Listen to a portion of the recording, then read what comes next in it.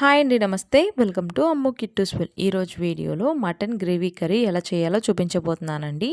ఈ mutton curry కోసం ముందుగా మ్యారినేట్ చేయటం, పక్కన పెట్టడం, ఎక్కువ మసాలాలు వాడటం, ఈ హడావిడంతా లేకుండా సింపుల్గానే అప్పటికప్పుడు మన ఇంట్లో దొరికే ఇంగ్రీడియంట్స్తోనే ఈ మటన్ కర్రీ ఎలా చేయాలో చూపించబోతున్నానండి. వీడియోని స్కిప్ చేయకుండా చూడటానికి ట్రై చేయండి. చాలా సింపుల్గా మీరు కూడా చేసుకోవచ్చు మీ ఇంట్లో. బిగినర్స్ కూడా ఈజీగా చేసేలాగా మరి ఎలా చేయాలో చూసేద్దాం పదండి. ఇక్కడ నేను ఈ కూర కోసం 3/4 kg వరకు మటన్ తీసుకొని ఇలాగ 2 టైమ్స్ శుభ్రంగా వాష్ చేసుకొని పక్కన పెట్టుకున్నాను.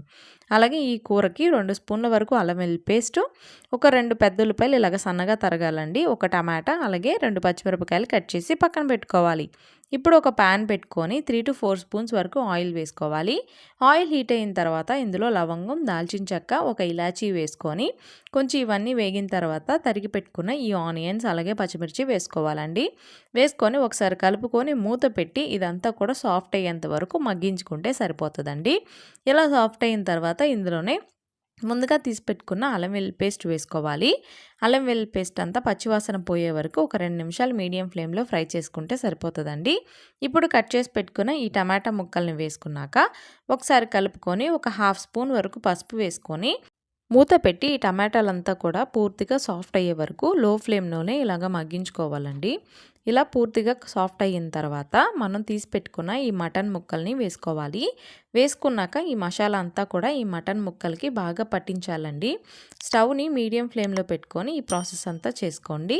అలాగే ఇప్పుడు ఇందులో తగినంత పసుపు వేసుకోవాలి. అలాగే కారం, ఉప్పు, కొంచెం ధనియాల పొడి, ఒక 1/2 స్పూన్ వరకు జీలకర్ర పొడి వేసుకోవాలండి. ధనియాల పొడి ఒక 2 స్పూన్ల వరకు వేసుకోవాలి.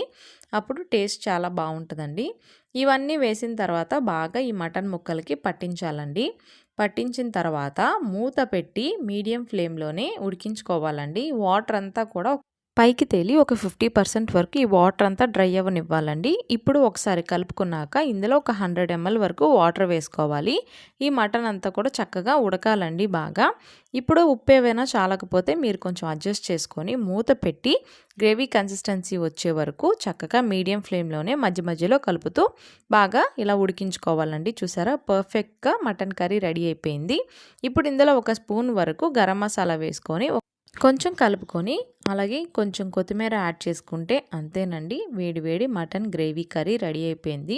మీరు ఎప్పుడూ ట్రై చేసేలా కాకుండా ఒక్కసారి ఈ ప్రాసెస్లో ట్రై చేయండి. ఒక 5 నిమిషాలు ఆగిన తర్వాత ఇంకా సర్వ్ చేసుకుంటే చాలా బాగుంటుందండి ఈ మటన్ కర్రీ. బిగినర్స్ కూడా ఈజీగా చేసేయచ్చు ఈ మటన్ కర్రీని. మరి తప్పకుండా మీరు కూడా ఒకసారి ఈ మటన్ కర్రీని ట్రై చేసి మీకు ఎలా కుదిరిందో నాకు కమెంట్ చేయడం మర్చిపోవద్దండి. ఇంకా మన ఛానల్లో ఎలాంటి రెసిపీస్ చూడాలనుకుంటున్నారో మీ సలహాలు నాకు కమెంట్ ద్వారా తెలియచేయండి.